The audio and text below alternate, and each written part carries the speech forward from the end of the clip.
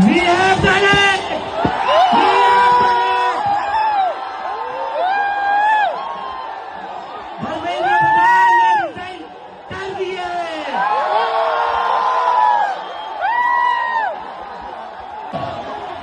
ये उन सभी बच्चों के लिए जिनकी जिंदगी धर्मेंद्र प्रधान ने लिए थी। Education Minister Dharmendra Pradhan's resignation is a huge step in rebuilding our education system. It's a symbolic step because he was a symbol, but it is still a big step. And I want to congratulate every single student, every single youngster who came out on the streets and fought for democracy, fought for the future of this country, and defended the Constitution. I'm proud of you. Well done. It's also a signal to other parts of society, farmers, laborers, poor people, anybody who this regime is attacking and oppressing. There is wisdom and courage in standing up.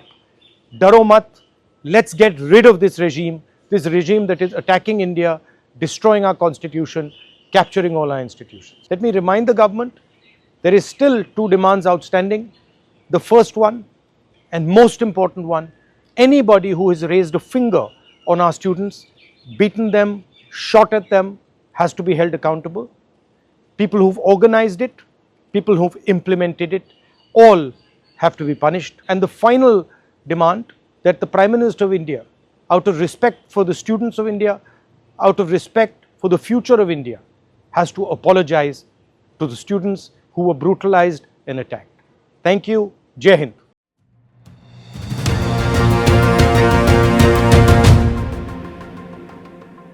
নমস্কার, সবাইকেই খোলা আড্ডার বিশেষ অনুষ্ঠানে স্বাগত। আমি সুব্রত বসু।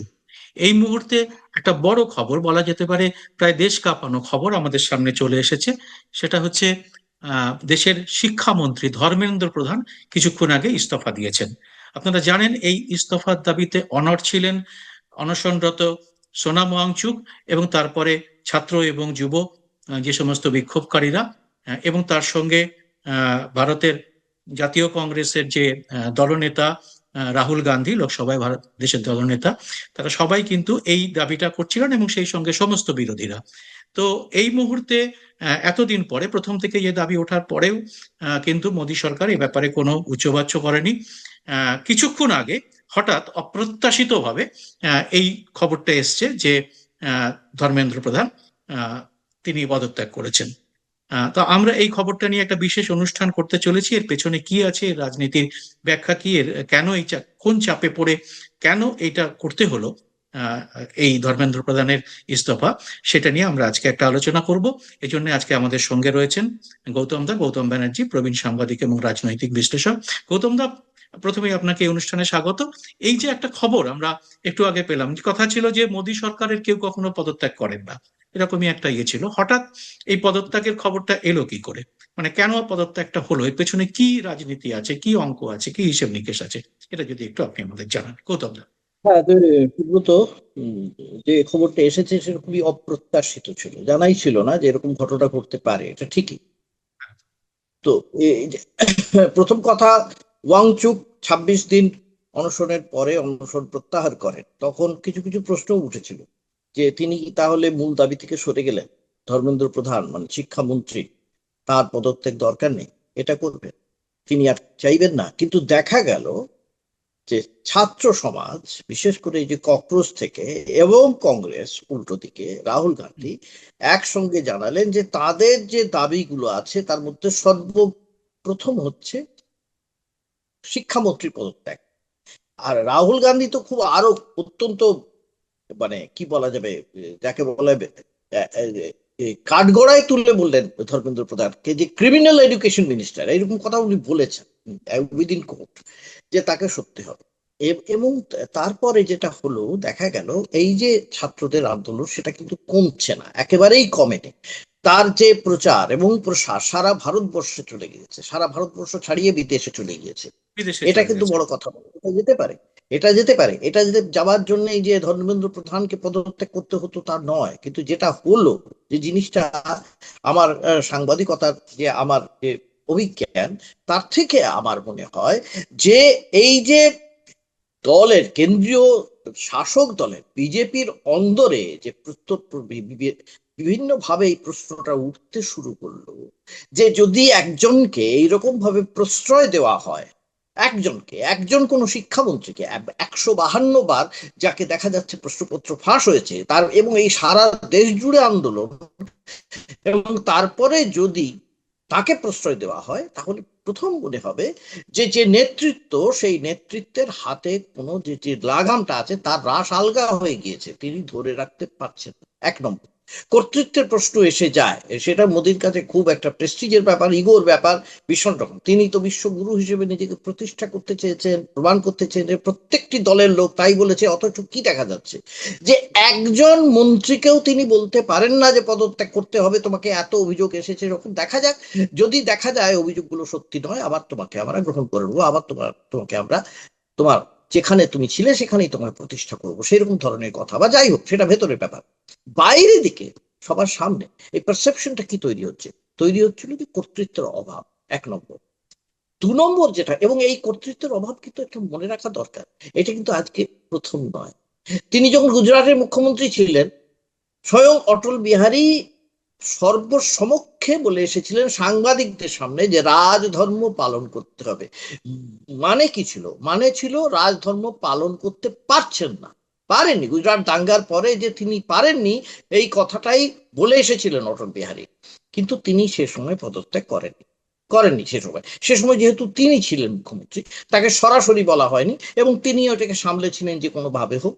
কিন্তু একটা জিনিস ছিল, এইটা তাকে শুনতে হয়েছিল, সেই কথাটাই যে আবার তাকে শুনতে হবে না, তাই বা কে বললো? কেননা মুরলী মনোহর যোশী যখন টুইট করে দিলেন যে এই যে ছাত্র বিক্ষোভ হচ্ছে, এর কিন্তু প্রভাব মোটেই ভালো হচ্ছে না সমাজের বিভিন্ন স্তরে, এবং এই যে পুলিশ ব্রুটালিটি মহিলাদের উপরে, বিশেষ করে মেয়েদের উপরে, এই কম বয়সী পড়ুয়া মহিলাদের উপরে, মেয়েদের উপরে যেভাবে পুলিশ অত্যাচার করেছে, সেটা সারা বিশ্বে এমন একটা নিন্দার্ঘ হয়েছে, এত বেশি নিন্দা কুড়িয়েছে, এটা কহতব্য না। আমরা মুখে বলতে পারবো না যে কি কাণ্ড করেছে তারা, পুলিশ যা করেছে, পুলিশ ব্রুটালিটি বলতে যাবো না, পুলিশ অ্যাসল্ট বলতে যেটা বলে, আমরা সেসব সেটা ছবি দেখেছি। এসছে, সেসব ছবি সমাজ মাধ্যমে ভীষণভাবে ভাইরাল হয়ে গেছে। হয়তো এবারে কি হলো, একদিকে শিক্ষা দুর্নীতি মানেই হচ্ছে, শিক্ষা মানে তো শিক্ষা নয়, শিক্ষা মানে তার পরবর্তী অংশ, আমরা যেটা আগে বলেছি, বেকারি, কর্মসংস্থানহীনতা, নেই কাজ নেই, কি হবে তার ঠিক নেই, প্রতি বছর 1 কোটি টাকা কাজ দেওয়ার কথা, তার মধ্যে কতটুকু কাজ দেওয়া হয়েছে কিচ্ছু আমরা জানি না, বিভিন্ন যে কেন্দ্রীয় সংস্থাগুলো, সেগুলো আস্তে আস্তে বেসরকারীকরণ হয়ে যাচ্ছে সর্বত্র। এই যে হয়ে যাচ্ছিল এবং যেভাবে সেটা ছড়াচ্ছিল, আমরা পশ্চিমবঙ্গ সেটা দেখেছি, কলকাতাতেও সেটা দেখলাম যে কি পরিমাণ ছড়িয়ে গেল হঠাৎ আকস্মিক ভাবে, তার মানে এইটা আছড়ে পড়লো একবারে পশ্চিমবঙ্গ। এইটাকে সামলানো আগামী দিনে আর সম্ভব হতো না কিছুতেই। কেননা এটারও প্রথম কারণ যেটা বললাম, ভেতরের অন্দরের বিষয়। দ্বিতীয়ত, যে পুলিশ, যে সিআইএসএফ, যে আধা জওয়ান, যারা তাদের দায়িত্ব দেওয়া হয়েছে ছাত্রদের পিটিয়ে ঠান্ডা করা, তারা পিটিয়ে ঠান্ডা করতে পারছিল না। কেন? তাদের মানসিকতায় আসছিল না। প্রত্যেকেই কেউ না কেউ, কারুর ভাই, কারুর বাবা, কারুর দাদা, সবাই কিছু না কিছু ভাবে জড়িত আছে এই আন্দোলনের সঙ্গে, কিছু না কিছু ভাবে। কেউ অভিভাবক, কেউ ছাত্রছাত্রী, কারুর ছেলে মেয়ে, কারুর নাতি নাতনি, কিছু না কিছু ভাবে জড়িয়ে আছে বিভিন্ন ভাবে। এই যে তাদের পক্ষে এটা মেনে নেওয়া সম্ভব নয় যে তারা কি করে এরকম সবার সামনে প্রকাশ্যে এরকম মারধর করবে। এমনকি আমি এই ছবিও দেখেছি, যেখানে পুলিশ, উত্তরাখণ্ডের পুলিশ এসে নিজের উর্দি থেকে ব্যাজ খুলে বলছেন, আমি এক্ষুনি রিজাইন করে দিলাম, আমি ককরোচ জনতা পার্টির এই দায়িত্বে, এই যে দায়িত্ব পালন করছে তারা, আমি তার সঙ্গে একসঙ্গে আমি তাকে সমর্থন করে আমি চাকরি ছেড়ে দিলাম। এই যে ঘটনা, এরপরে তো এটা অন্য দপ্তরে, বিভিন্ন দপ্তরে ছড়িয়ে যাওয়ার আশঙ্কা দেখা দিয়েছিল, আমরা জানি। কাজে এটা সামলানো যেত না। তবে এটাও ঠিকই যে ওয়াংচুকের অনশনটা তুলে নেওয়ার সময় যে মন্ত্রী ছিলেন, কেন্দ্রীয় মন্ত্রী যারা গিয়েছিলেন, আমরা সেদিন শুনতে পাইনি কি দাবি রাখা হয়েছিল এবং কি শর্তে তিনি উঠিয়েছিলেন, আমরা জানি না। ভবিষ্যতে কোনোদিন জানতে পারি, নাও জানতে পারি। কিন্তু সেদিন কি অলিখিত কোনো শর্ত হয়েছিল কিনা যে ধর্মেন্দ্র প্রধানের পদত্যাগ নিয়ে কেন্দ্রীয় মন্ত্রীরা অবশ্যই চেষ্টা করবেন যাতে সেটা বাস্তবায়িত হয়, এই ধরনের কোনো দাবি সেই দিন সেই আলাপচারিতা হয়েছিল কিনা আমরা জানি না, হতেও পারে নাও হতে পারে। কিন্তু যদি হয়েও থাকে সেটাও যেমন মূল্যবান, অন্যদিকে রাহুল গান্ধী যে পরিমাণ জনসমর্থন কুড়িয়ে দিতে পারছিলেন বিশেষ করে যুব সমাজের কাছে, এমনিতেই ওনাকে যতই ব্যঙ্গ করে প্রধানমন্ত্রী 56 ইঞ্চির যুবক বলে ব্যঙ্গ করুন, কিন্তু তাতে দেখা গেল সেটা কিন্তু খুব একটা, বিশেষ করে ছাত্র যুবরা সেটা কোনো মেনে নিতে পারে না। এবং তিনি যেভাবে পেলেট গান থেকে যে ছড়রা লেখে যে আহত হয়েছে সেই ছাত্রকে নিয়ে সংবাদ কর্মীদের সামনে সবার সামনে দেখিয়েছেন কিভাবে তাকে আহত করা হয়েছে, এগুলো সারা দেশে একটা সাংঘাতিক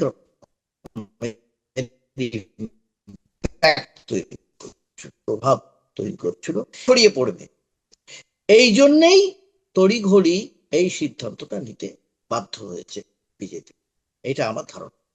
প্রথমটা একটা খুব গুরুত্বপূর্ণ প্রশ্ন, প্রথম থেকেই এই যে বিক্ষোভের মোকাবিলায় সরকার যে পদ্ধতিটা নিয়েছিল সেটা হচ্ছে দমন নীতি।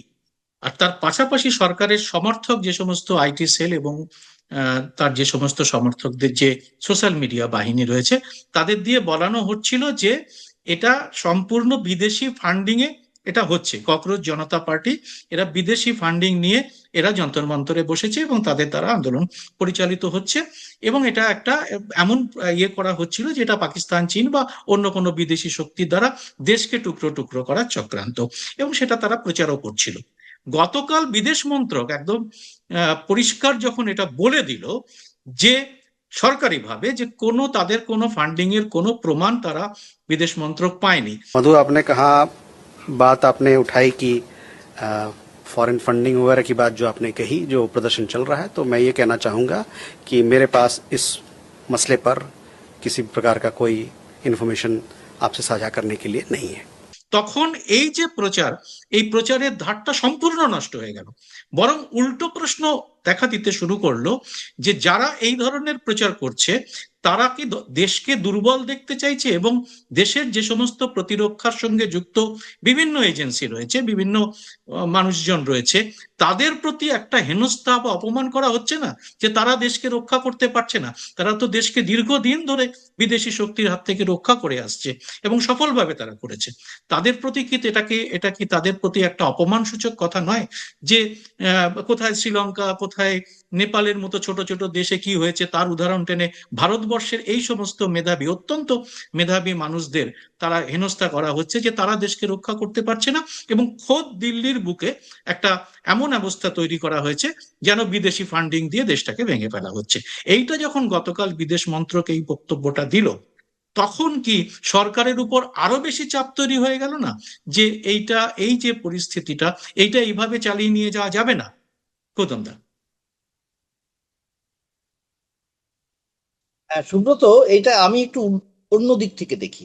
অন্য দিকটা হচ্ছে ভারতের পররাষ্ট্র যে নীতি বা যেভাবে পররাষ্ট্র বিভিন্ন নীতি যেভাবে চলছে আমরা দেখতে পাচ্ছি, তাতে ভারতবর্ষ অনেকদিন থেকেই খুব চেষ্টা করছে একটা সমন্বয় রাখার, বোঝাপড়া রাখার, বিভিন্নভাবে ভারসাম্য রাখার, বিভিন্ন বড় বৃহৎ শক্তিগুলোর মাঝে চেষ্টা করে যাচ্ছে প্রাণপণ। কিন্তু বারবার এই প্রশ্নটা উঠছে আমেরিকার কাছে কেন মাথা নিচু করতে হচ্ছে, এটাও প্রশ্নটা উঠছে। এবং ভারতবর্ষের যারা চিরপরিচিত যে সমস্ত, যে চিরঘনিষ্ঠ যে সমস্ত দেশ ছিল, তারাও কিন্তু এই প্রশ্নটা সরাসরি না করলেও তাদের আচার আচরণে এটা বোঝা যাচ্ছে। তার মধ্যে আমরা জানি ইরান আছে এবং অন্যান্য বিভিন্ন দেশও আছে, এটা আমরা জানি।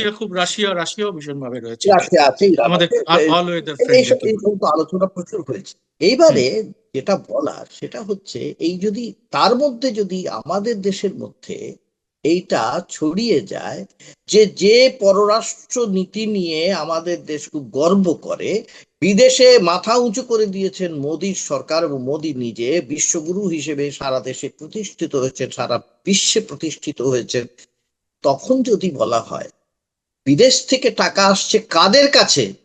অপোজিশনের কাছে, বিরোধী গোষ্ঠীর কাছে, তাহলে কি মনে হয়?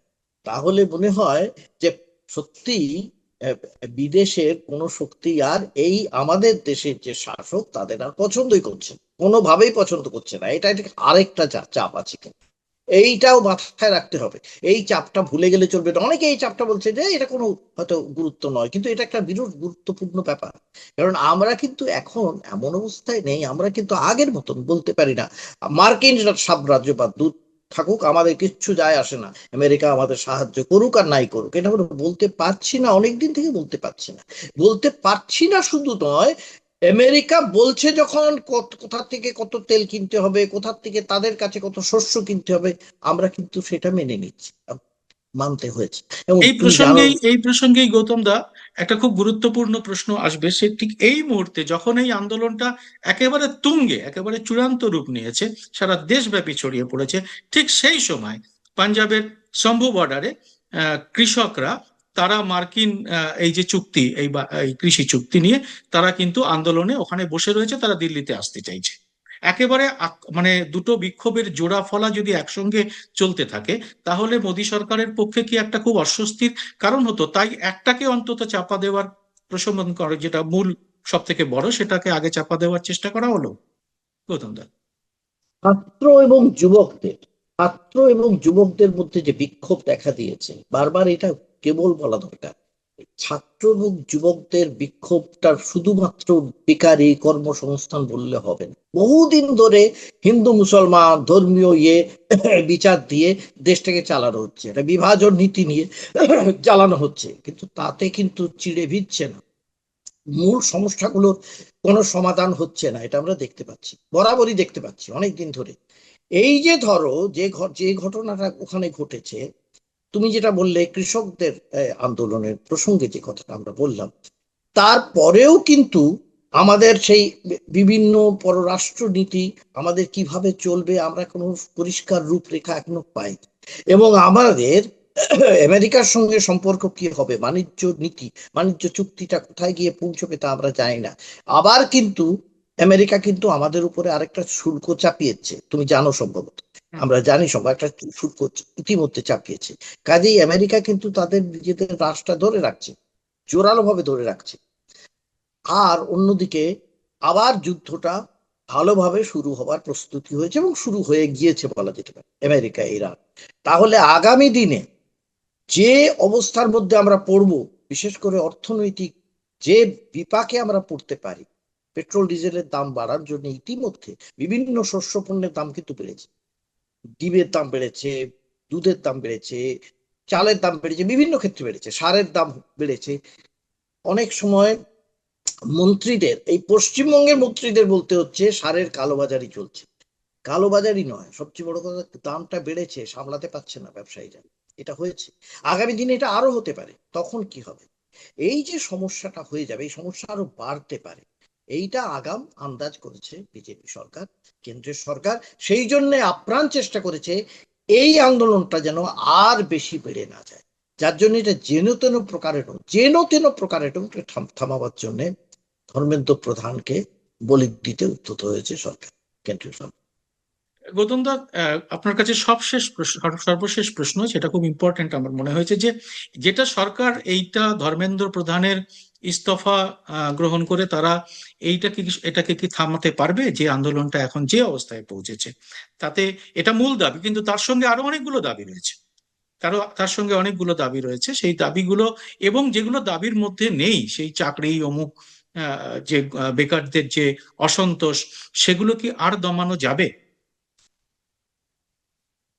প্রথম কথা হচ্ছে যে ছাত্ররা বলে দিয়েছে, বিশেষ করে এই ছাত্র আন্দোলন যারা করছে তারা বলেই দিয়েছে যে তারা এখানে আন্দোলন থামাবে না, বলে দিয়েছে পরিষ্কার, দ্বিধাহীন কণ্ঠে বলে দিয়েছে। তারা বলে দিয়েছে অন্য দাবিগুলো না বানা হলে ছাত্র আন্দোলন চলবে। কি কি আন্দোলনের মধ্যে? একটা আন্দোলনের মধ্যে হচ্ছে যে সমস্ত ছাত্রকে নিঃশর্ত মুক্তি দিতে হবে, এইটা যাদের ধরা হয়েছে। দ্বিতীয়ত কি, যারা মারা গিয়েছে, যে সমস্ত ছেলেরা আত্মহননের পথ বেছে নিয়েছে, তাদের পরিবারদের 1 কোটি টাকা করে ক্ষতিপূরণ দিতে হবে।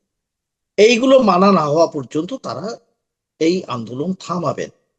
কিন্তু আরেকটা জিনিস আছে, দেখো, এই আন্দোলনের মধ্যে আমরা দেখতে পেলাম সরকার বিরোধিতা কোন পর্যায়ে পৌঁছেছে, সাধারণ মানুষের মধ্যে পৌঁছেছে।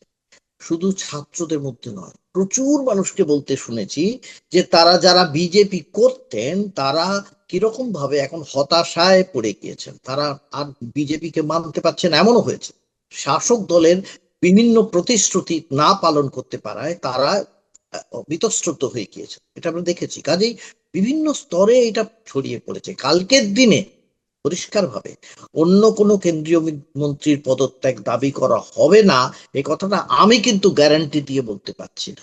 আমার ধারণা আবার কোনো ঘটনায় আবার একজন কেন্দ্রীয় মন্ত্রীর, একজন বা দুজন বা তিনজন কেন্দ্রীয় মন্ত্রীর পদত্যাগ দাবি করা হবে এবং বিরোধী পক্ষ থেকে করা হবে, অথবা অন্য কোনো সংগঠন করবে, এবং সেই দাবির প্রেক্ষিতেও আন্দোলন চক্করে দমানো যাবে না, এটুকু আমি মনে করছি। গৌতম দা, আপনার কাছে আর একটা সর্বশেষ প্রশ্ন আমার মনে হয়, খুব সংক্ষেপে যদি আপনি বলেন, যে এই আন্দোলনটা যেটা শুরু হয়েছিল সোনম ওয়াংচুকের অনশন থেকে বা তার কিছু আগে থেকে, সেটা সম্পূর্ণ অনলাইনে একটা ব্যঙ্গাত্মক অনলাইন আন্দোলন থেকে, যেটা প্রায় নজিরবিহীন, কোনো সংগঠনহীন একটা ইয়ে থেকে, কিন্তু তারপরে সমস্ত বিরোধী পক্ষ এটাতে যুক্ত হয়, এবং বিশেষ করে প্রথম থেকে যুক্ত হয় বামেরা, এবং পরবর্তীকালে অন্য বিরোধীরা, এবং সবশেষে কংগ্রেস, রাহুল গান্ধী প্রায় ঝাঁপিয়ে পড়েন এটার মধ্যে থেকে। তো এর যে সুবিধেগুলো, সেটা ককরোচ জনতা পার্টি আগামী দিনে কি কোনো রাজনৈতিক দল হিসেবে আত্মপ্রকাশ করতে পারে, না এটা অনেকটাই আবার অন্য দলের সঙ্গে মিশে যাবে, বিভিন্ন দল থেকে যেরকম ভাবে এসছে অন্য দলের সঙ্গে মিশে যাবে? এটার ভবিষ্যৎ আপনার কি মনে হচ্ছে? আমি অনুমানের কথা বলছি। দেখো, যদি ককরোচ জনতা পার্টি যদি কোনো পলিটিক্যাল পার্টি তৈরি হয়, তাহলে তার ইম্প্যাক্টটা কতটা থাকবে আমার খুব ধারণা নেই। ইম্প্যাক্ট যে এতখানি হবে এটা আমার মনে হয় না, এক নম্বর। দু নম্বর হচ্ছে, এরকম অবস্থা হয়েছিল আপের সময়, এইভাবেই তৈরি হয়েছিল, আপ তৈরি হয়েছিল যখন আমরা জানি, কিন্তু তার আপের ভবিষ্যৎ খুব একটা ভালো হয়নি। তারপরে যে আপ যে সেই একই জায়গায় থেকেছে তা আপের কিন্তু নয়, সমস্ত লোক অনেক ধীরে কিছু ধীরে বেরিয়ে গেছে প্রথম দিকে, ধীরে ধীরে মানে বেরিয়ে যারা গেছে, বেরিয়ে গেছে। তো এই ককরোচের যে অভিজিৎ দীপকেও, তিনিও আপের সঙ্গে যুক্ত ছিলেন একটা সময়, আমরা জানি তিনি করেছেন। এবং কিন্তু কালকের দিনে তিনি যদি আবার তারা যদি কোনো পলিটিক্যাল পার্টি তৈরি করেন, তাহলে পলিটিক্যাল পার্টি তৈরি করা মানেই কিন্তু সেই পলিটিক্যাল পার্টির স্বার্থ দেখতে হয় সবচেয়ে আগে। সে পলিটিক্যাল পার্টির স্বার্থ দেখতে গেলে অন্য রাজনৈতিক দলের স্বার্থ দেখা চলে না, তখন একটা সমস্যা তৈরি হয়, এবং সেখানে ভারতবর্ষের ক্ষেত্রে নতুন করে কোনো দল করে কোনো সুবিধা হবে না। কিন্তু আমরা যেটা দেখেছি, এখানেও দেখেছি বিভিন্ন ভাবে বিভিন্ন আন্দোলন যে হয়েছে, এখানে দেখেছো, তোমরাও দেখেছো, আমরাও দেখেছি, এই যে যেখানে অভয়ার মতো আন্দোলন হয়েছে, রাত জেগেছে সবাই বিভিন্ন দলের থেকে। তার ফলে কি হয়েছে, যে তৃণমূল সরকার তার কিন্তু সরে যেতে হয়েছে, অন্য বিজেপি সরকার এখানে এসেছে তার প্রতিবাদ। কিন্তু কোনো রাজনৈতিক দল তৈরি হয়নি আলাদা করে সেখান থেকে, হয়নি বলে কি হয়েছে, সেটা ব্যালট বাক্সে তার ব্যালট তো এখন নয়, ইভিএম তার প্রতিফলন ঘটেছে। আগামী দিনে এই বিক্ষোভের প্রতিফলন আমার ধারণা ব্যালটে, বলি কোন জায়গায় আগে ব্যালট ছিল বলে, বা ইভিএম এ পড়বার সম্ভাবনা হতে পারে, সেটা না হওয়ার কিছু নেই। এবং আমার ধারণা নতুন কোনো দল করলে সেই লাভটা কিন্তু হবে না, এইটা সুব্রত।